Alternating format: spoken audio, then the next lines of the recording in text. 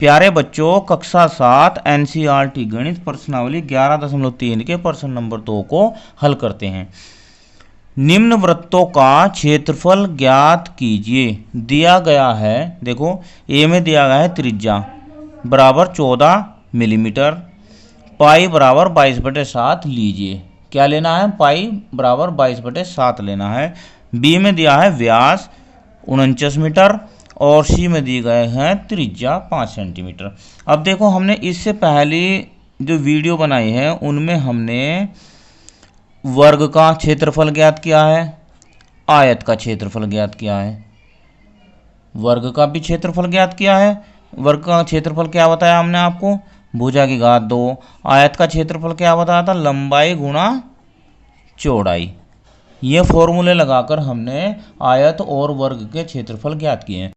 इस प्रश्न में हम वृत्तों के क्षेत्रफल ज्ञात करेंगे। दी गई है त्रिज्या। अब त्रिज्याओं के आधार पर वृत्त का क्षेत्रफल कैसे ज्ञात करते हैं, क्या फॉर्मूला होता है, आइए इसके बारे में चर्चा कर लेते हैं। अब ये देखिए, ये एक वृत्त लिया है हमने।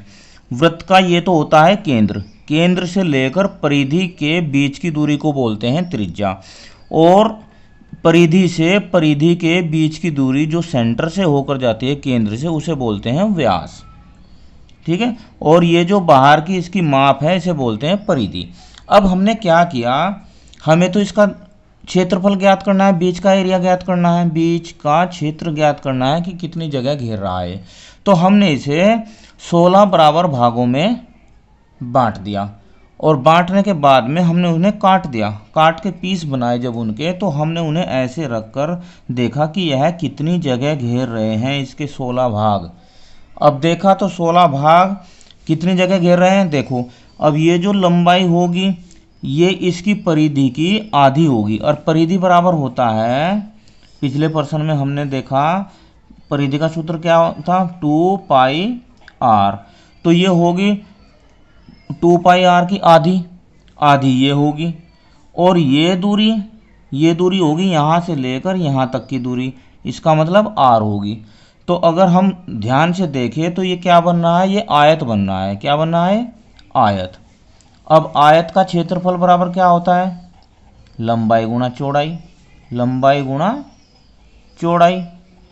अब देखो लंबाई क्या है इसकी, 1/2 गुणा 2πr, और चौड़ाई इसकी हो गई r।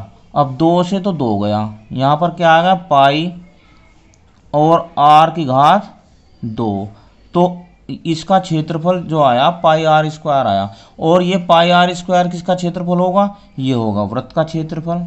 वृत्त का क्षेत्रफल बराबर क्या फॉर्मूला है हमारा निकल कर?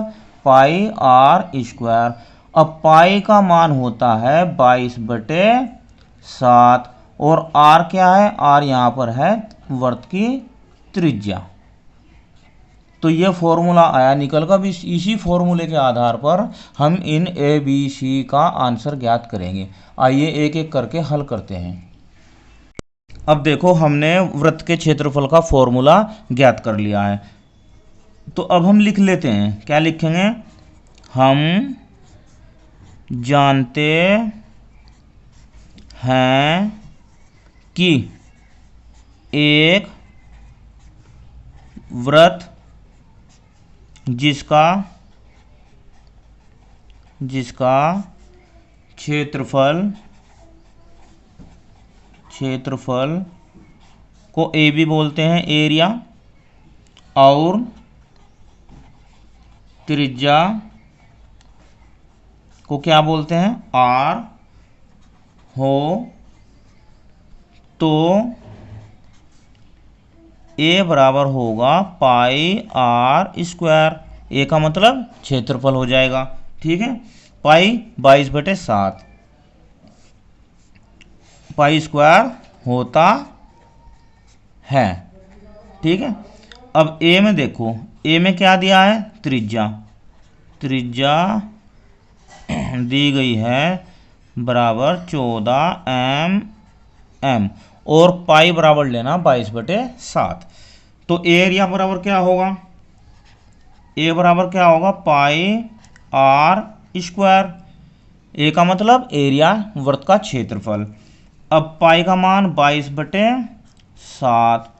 आर की घात 2 का मतलब होगा आर को हम 2 बार लिखेंगे गुणा में, तो 14 mm गुणा 14 mm। ठीक है। अब इसके बाद 7 एकम 7, 7 दूनी 14, 2 बार भाग हो जाएगा। अब बचा कितना 22, यहाँ कितना होगा 2 और यहाँ कितना होगा 14 mm हो जाएगा। mm² भी लिख सकते हैं यहाँ हम। ठीक है, क्या लिख सकते हैं mm²। अब 22 दूनी 44 गुणा 14 mm²। अब 14 की और 44 की गुणा कर लो। किधर कर लेंगे, इधर ही कर लेते हैं। 44 14 गुणा करो, 4 चौक 16, 1 4 चौक 16 और 1 17, 1 चौका 4, 1 चौका 4, 6 7 और 4 11, 4 1 5 और 1 6, कितना आ गया 616 mm की घात 2। घात 2 क्यों हुआ, क्योंकि m की m में गुणा हुई है और क्षेत्रफल में घात 2 होता ही है। ठीक है, इसके बाद b को देख लो। b में क्या दिया है, व्यास। व्यास दिया है 49 मीटर। अब व्यास, अभी हमने देखा है व्यास होता है त्रिज्या का दुगुना। 2r बराबर 49, तो r क्या हो जाएगी, देखो यहाँ से 49/2 आ जाएगी। 49/2 आ जाएगी। तो वृत्त का क्षेत्रफल क्या हो जाएगा, वृत्त का क्षेत्रफल a बराबर फॉर्मूला πr²। पाई का मान लेंगे हम वही 22/7, आर को 2 बार लिखेंगे 49/2 गुणा 49/2 और m मीटर दिया गया है। कहाँ दिया है, मीटर, तो मीटर की घात हो जाएगी 2।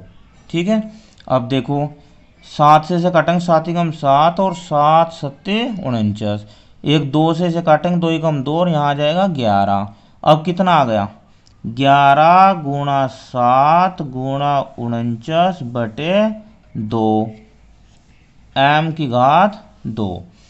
अब 11 7 77, 77 गुणा 49/2 m की घात 2 ही हो जाएगी। ठीक है, अब हमें क्या करना है, 77 की और 49 की गुणा करनी है।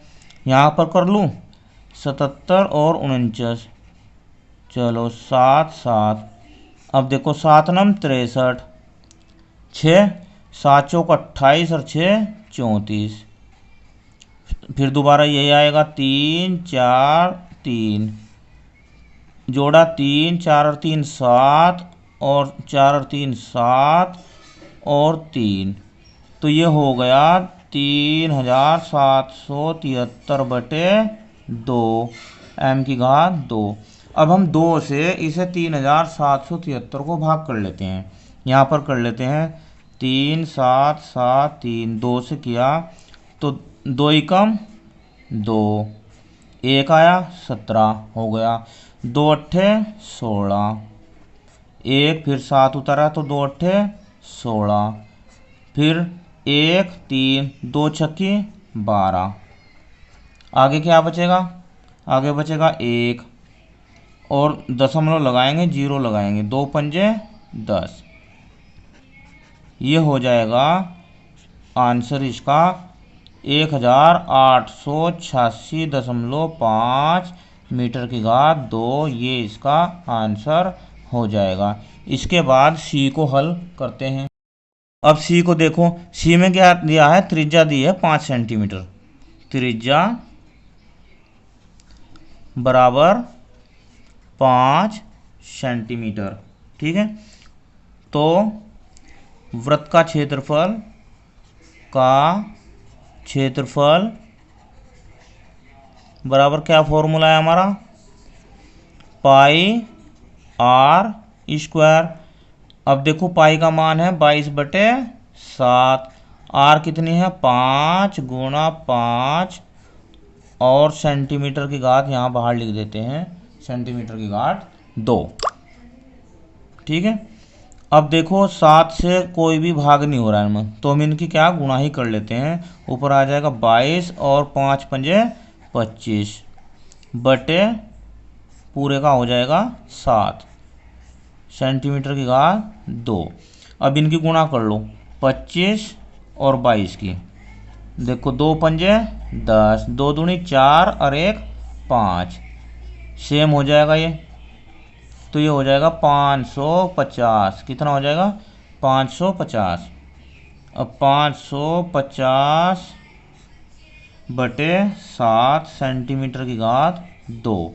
चाहे तो आप इसे यहीं पर आंसर लिख सकते हैं, और नहीं तो इसे आप 7 से भाग करके भी आंसर लिख सकते हैं। कैसे, देखो 550 है ना, इसे आपने 7 सत्ते 49, बचा कितना 49 हो गए। तो ये 5 15 15 मतलब 9 गए 6 0, 7 7 49, 7 8 56, कितना होगा 56 4। तो अब आप इसे ये भी लिख सकते हैं, ये तो हो जाएगा पूरा पूरा 78। ठीक है, शेष आया कितना 4, और भाग कितने से दिया 7 से। तो आप इसे ये भी लिख सकते हैं 78 सही 4 बटे 7 सेंटीमीटर की घात 2 इसका आंसर हो जाएगा। ये भी इसका आंसर हो जाएगा। अब वीडियो कैसी लगी मुझे कमेंट में ज़रूर बताना। धन्यवाद, आपका दिन शुभ हो।